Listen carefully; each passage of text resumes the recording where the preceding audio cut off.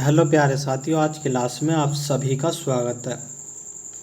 आज की क्लास में हम साइंस के कुछ इम्पोर्टेंट क्वेश्चनों के बारे में बात करने वाले हैं जो प्रीवियस ईयर क्वेश्चन होने वाले हैं, जिसमें हम प्रैक्टिस सेट नंबर 6 करेंगे। इससे पहले हम 5 प्रैक्टिस सेट कर चुके हैं। अगर आपने अभी तक वो नहीं देखे तो पहले उन्हें जाके देखिए। चलिए वीडियो को शुरू करते हैं। तापन उपकरण या हीटिंग एलिमेंट बनाने हेतु चुने जाने के लिए पदार्थ में से कौन से अनिवार्यता मौजूद होने चाहिए? बताइए कौन सा अनिवार्यता मौजूद होने चाहिए? उच्च गलनांक और उच्च प्रतिरोध होने चाहिए। ऑप्शन सी में यह पहला और दूसरा।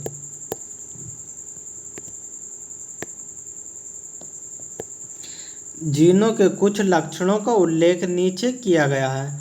कौन सा विकल्प जीनों के गलत लक्षण को प्रदर्शित करता है?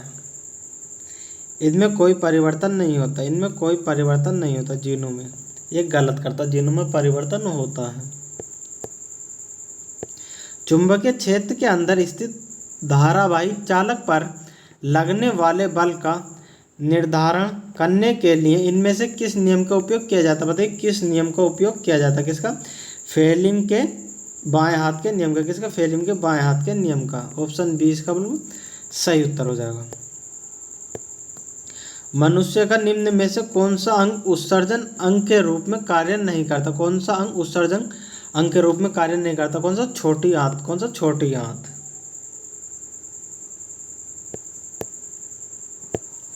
निम्नलिखित में से कौन सी रेखाएं किसी गोलीय दर्पण पर अभिलंब के रूप में कार्य करती है? कौन सी अभिलंब के रूप में कार्य करती है?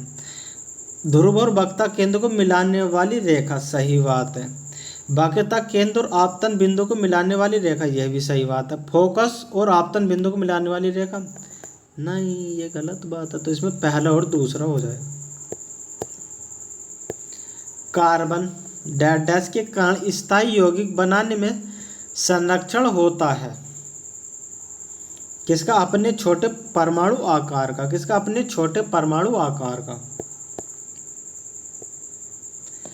एक क्षैतिज सीधे तार में धारा पश्चिम से पूर्व की ओर प्रवाहित होती है, तो पूर्व सिरे से देखे जाने पर चुंबकीय क्षेत्र रेखाओं की दिशा क्या होगी?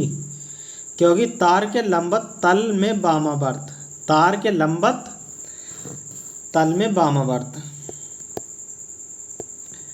एक मैग्नीशियम रिबन वायु ऑक्सीजन में एक चमकदार लौ के साथ जलता है और एक सफ़ेद पदार्थ एक्स में परिवर्तित हो जाता है, तो एक्स का क्या नाम है?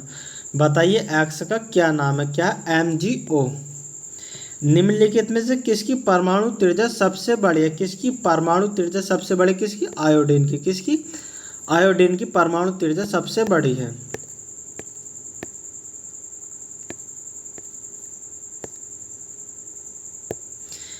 जैव निम्नीकरण अपशिष्ट के एक बड़े पैमाने पर उत्पादन के कुछ प्रभावों का उल्लेख नीचे किया गया है। गलत कथन का चयन कीजिए। आपको गलत कथन बताना कौन सा? लैंडफिल ने भेजे जाने वाले अपशिष्ट की मात्रा बढ़ जाती है। ऑप्शन 20 का बिल्कुल सही उत्तर हो जाएगा। दिए गए परिपथ में 3 ओम प्रतिरोध में प्रवाहित धारा ज्ञात करने। तो ये 3 ओम और 4 ओम के 2 बैरियर लगे, तो ये कितने हो जाएंगे? 7 ओम।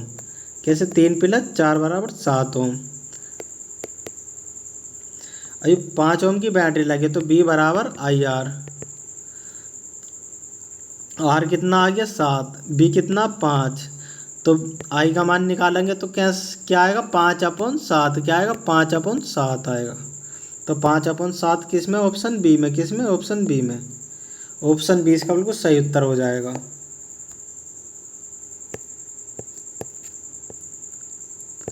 सोडियम धातु के जल के साथ अभिक्रिया करने पर क्या होता? सोडियम जल के साथ अभिक्रिया करने पर क्या होता? क्या होता? हाइड्रोजन गैस और सोडियम हाइड्रोक्साइड विलयन बनाते हैं।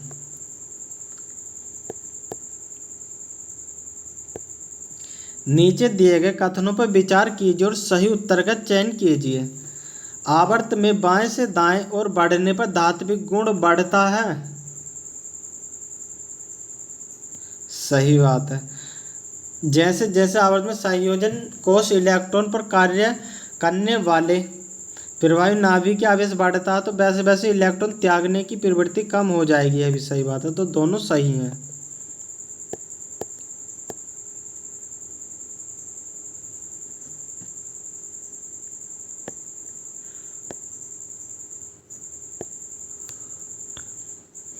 निम्नलिखित को सुमेलित कीजिए पदार्थ और उनके पीएच मान दे रखे।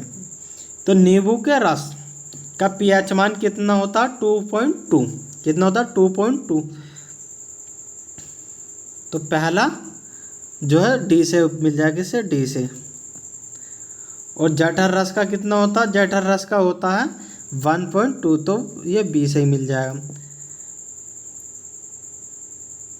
मिल्क ऑफ मैग्नीशियम क्या कितना होता? 10 होता, तो ये डी से मिल जाएगा। सोडियम हाइड्रोक्साइड विलयन का कितना होता? 14 होता। कितना? 14 होता, 14। पहला जो नींबू के रस का कितना होता? 2.2 होता, तो पहला सी से मिल जाएगा। तो सी बी डी ए किसमें? C B D A, option D में। किसमें? ऑप्शन डी में।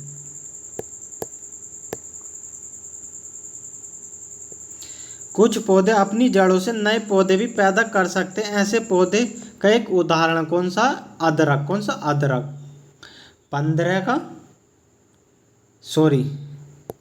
15 का ए शकरकंद हो जाएगा। क्या? शकरकंद। शकरकंद जो अपनी जड़ से एक नया पौधा भी उत्पन्न कर सकते हैं।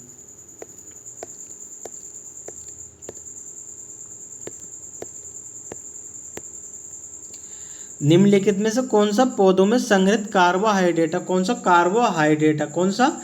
स्टार्च। कौन सा? स्टार्च जो है कार्बोहाइड्रेट है।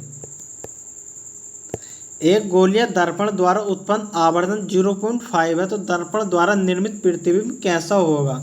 तो माइनस है तो उल्टा होगा, और उल्टे के साथ कैसा होगा? छोटा होगा। तो इसमें वास्तविक उल्टा और छोटा होगा।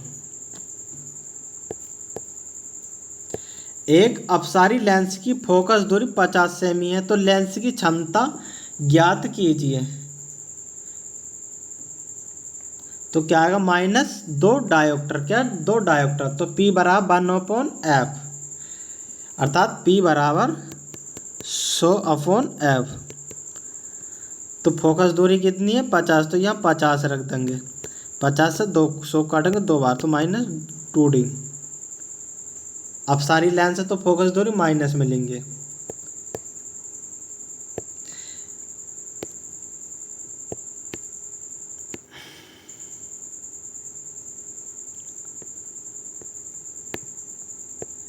निम्नलिखित में से कौन सी रासायनिक अभिक्रिया क्लोरोएल्की प्रक्रिया को निरूपित करती है? बताइए कौन सी करती है? कौन सी करती है? NaCl plus 2R2O is equal to 2NaOR plus Cl2 plus R2। श्वसन की दर प्रकाश संश्लेषण की दर से अधिक होने से पौधे पर क्या प्रभाव पड़ेगा? पौधे पर क्या प्रभाव पड़ेगा?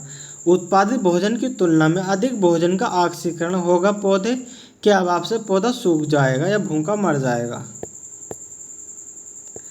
यौगिक C2H6 और C3H8 में डैश इकाई का अंतर है और यौगिक श्रेणी से संबंधित है। अंतर जो CH2 आएगा, CH2 इसमें, CH2 इसमें है। ये 2 ऑप्शन तो वैसे भी कट गए।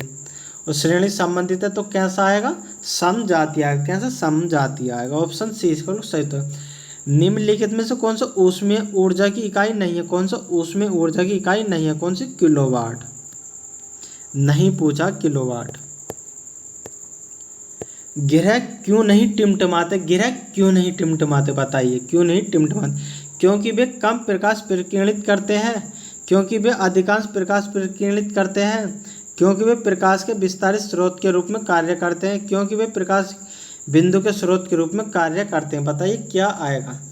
क्योंकि वे प्रकाश के विस्तारित स्रोत के रूप में कार्य करते हैं। ऑप्शन ए इसका बिल्कुल सही उत्तर है। कौन सा? Option A. वसा के पायसीकरण में सहायक होता है। वसा के पायसीकरण में बताइए कौन सहायक होता? पित्त लवण। कौन सहायक होता? पित्त लवण सहायक होता है। तो ये इसकी आंसर की है, आप देख सकते हैं। अगर आपको वीडियो अच्छी लगी हो तो वीडियो को लाइक करो, चैनल पर नए हो तो चैनल को सब्सक्राइब करो। वीडियो में एंड तक बने रहने के धन्यवाद। हम छोटी सी चीज़ और देख लेते हैं, जिसमें पहले एक क्वेश्चन आया था, क्वेश्चन नंबर 9 था, जिसमें आयोडीन की परमाणु त्रिज्या सबसे अधिक बताई गई थी। तो फ्लोरीन की कितनी है 42, ऑक्सीजन की कितनी है 60, क्लोरीन की कितनी है 175, आयोडीन की कितनी है 198।